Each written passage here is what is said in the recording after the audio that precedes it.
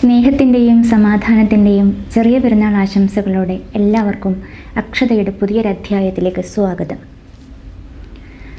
ഇന്ന് ഞാൻ എഴുതിയ ഗുരുവായും ലഘുവായും ഇങ്ങനെ എന്ന ഓർമ്മ പുസ്തകത്തിലെ ഒരു അധ്യായം പരിചയപ്പെടുത്തുകയാണ്. ഞാൻ പഠിച്ചതെല്ലാം പൊതുവിദ്യാലയത്തിലായിരുന്നു.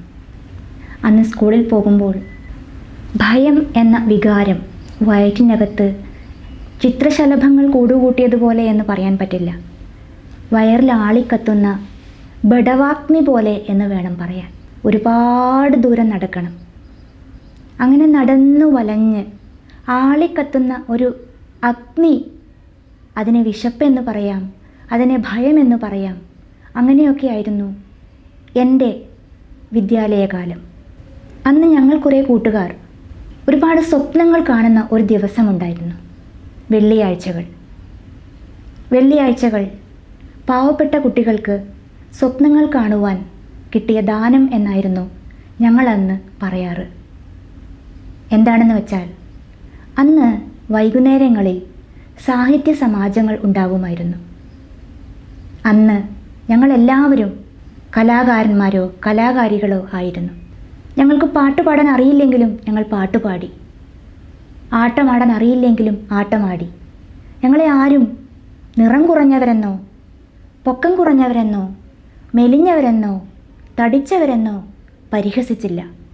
ഞങ്ങളെല്ലാവരും അന്യോന്യം പ്രോത്സാഹിപ്പിച്ചു. അടുത്ത സാഹിത്യ സമാജത്തിന് കാത്തിരുന്നു. ഞങ്ങൾ അന്നത്തെ വെള്ളിയാഴ്ചകളിൽ ഉച്ച ഊണിൻ്റെ നേരത്ത് ഒരുപാട് സമയങ്ങൾ ഞങ്ങൾക്ക് കിട്ടുമായിരുന്നു. അടുത്ത കൂട്ടുകാർ ഞങ്ങൾ 5-6 പേർ ഞങ്ങളുടെ സ്വപ്നങ്ങൾ പങ്കുവയ്ക്കുമായിരുന്നു. ഞങ്ങളുടെ ഭയങ്ങൾ പങ്കുവയ്ക്കുമായിരുന്നു. ഞങ്ങൾ ചേർത്ത് പിടിക്കുമായിരുന്നു. അന്ന് ഞങ്ങൾ കണ്ട ഒരു സ്വപ്നം സമാധാന സഭ എന്ന ഒരു സ്വപ്നം. ജീവിതത്തിൽ ഒരു അധ്യാപികയാവണമെന്നതായിരുന്നു എൻ്റെ സ്വപ്നം. പൊതുവിദ്യാലയത്തിൽ ഒരു അധ്യാപികയാകുവാൻ വേണ്ടി ഞാൻ അഹോരാത്രം പഠിച്ചു. എൻ്റെ സ്വപ്നത്തിലേക്ക് എത്തുവാൻ വേണ്ടി ഞാൻ ഒരുപാട് കഷ്ടപ്പെട്ടു. പക്ഷേ എൻ്റെ അധ്യാപന ജീവിതമെല്ലാം സ്വകാര്യ വിദ്യാലയത്തിലായിരുന്നു. അവിടെയും ജോലി ചെയ്ത 7-8 വർഷങ്ങൾ ഭയം എന്ന വികാരം മാത്രമായിരുന്നു എന്നെ ഭരിച്ചിരുന്നത്.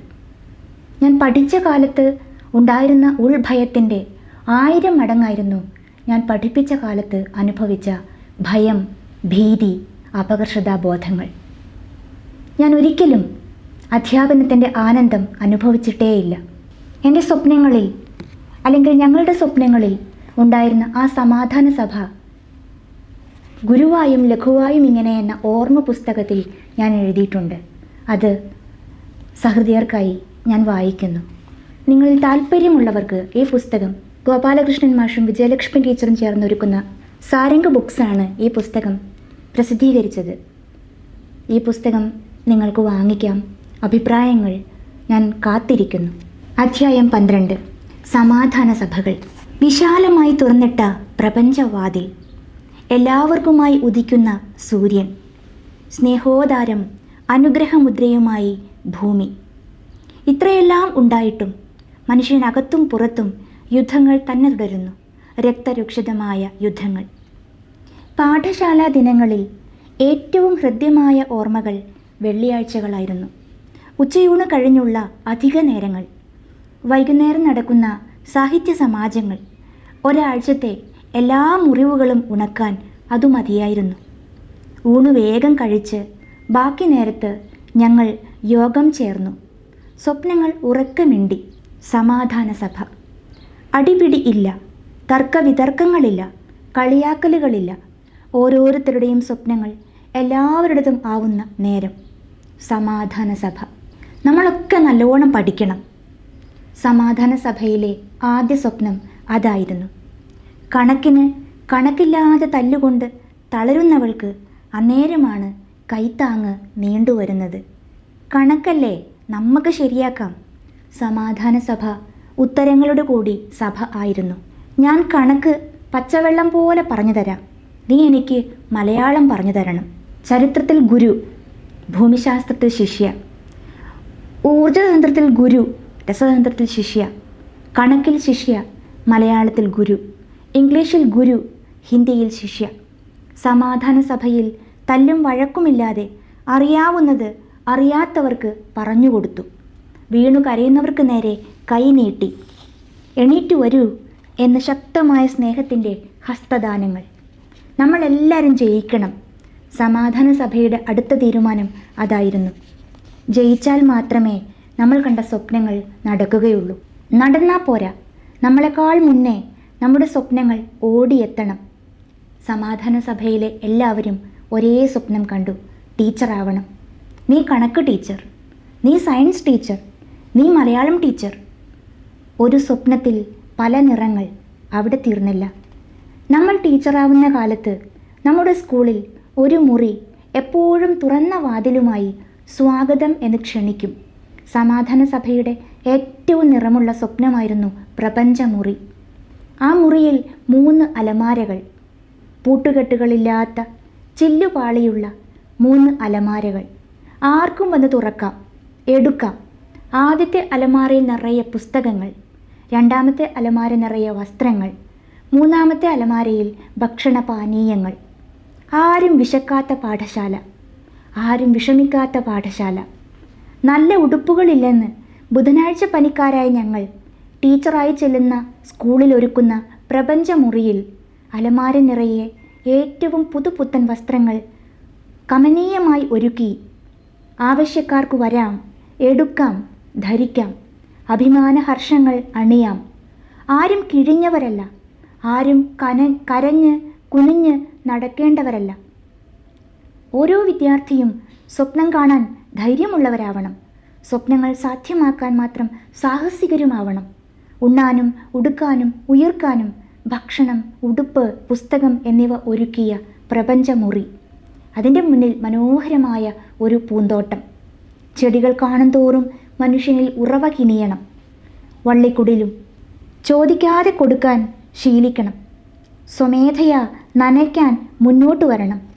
ജലസേചനം ഏറ്റവും വലിയ സാംസ്കാരിക പ്രവൃത്തിയാണെന്ന് പ്രകൃതി ഉപാസനയിലൂടെ സ്വയം പരിശീലിക്കണം. സമാധാന സഭ അങ്ങനെ നല്ല പച്ച മലയാളിത്തമുള്ള കുറേ സ്വപ്നങ്ങൾ കണ്ടു. ബെല്ലടിക്കുന്നതിന് മുമ്പേ തന്നെ സാഹിത്യ സമാജത്തിന് വേണ്ടുന്ന മുന്നൊരുക്കങ്ങൾ ചെയ്തു. എന്തൊരു മനോഹര വെള്ളിയാഴ്ചകളായിരുന്നു അന്ന് ഞങ്ങൾ ജീവിച്ചത്. തിങ്കൾ മുതൽ വ്യാഴം വരെ ഏറ്റുവാങ്ങിയ തല്ലുകൾ, ശാപങ്ങൾ, ശകാരങ്ങൾ, നിന്ദകൾ, പരിഹാസങ്ങൾ കരഞ്ഞു തോരാൻ വേണ്ടി പാഠശാലാ ദിനങ്ങളിൽ കരുണാപൂർവം തെളിഞ്ഞ സ്വപ്നം പോലെ വെള്ളിയാഴ്ചകൾ. ഉച്ചക്കത്തെ സമാധാന സഭ, വൈകുന്നേരത്തെ സാഹിത്യസഭ, ചിരിക്കാൻ തന്നെ പ്രേരിപ്പിച്ച ജീവത്സഭ. ഞങ്ങൾ ആരും തന്നെ ടീച്ചർമാരായില്ല. അതിനാൽ ഞങ്ങൾ വിഭാവനം ചെയ്ത പ്രപഞ്ചമുറി തുറക്കാനും പറ്റിയില്ല. ഒരു മുറിയിൽ സജ്ജീകരിച്ച 3 അലമാരകൾ.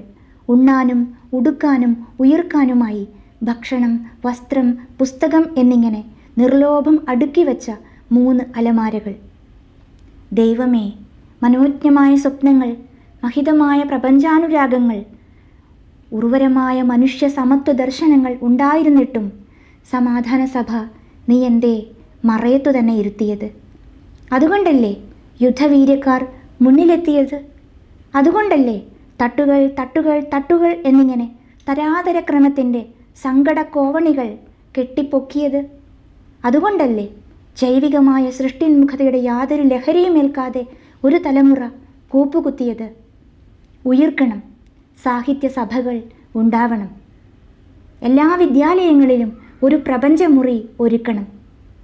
അവിടെ സമാധാന സഭയുടെ 3 അലമാരകൾ ഉണ്ടാവണം. ഉണ്ണാനില്ലാത്ത, ഉടുക്കാനില്ലാത്ത, പുസ്തകങ്ങളില്ലാത്ത കുട്ടികൾക്ക് വരാനും എടുക്കാനും ആരോടും ചോദിക്കേണ്ടതില്ല എന്ന് എൻ്റെ വീട് എന്ന സ്വന്തം എന്ന വിചാരത്തിൽ, ആഹ്ലാദത്തിൽ, അഭിമാനത്തിൽ 3 അലമാരകൾ. എത്ര മനോഹരമായ ഒരു ലോകമായിരിക്കും അപ്പോൾ നമ്മുടെ വിദ്യാലയങ്ങളിൽ. നന്ദി.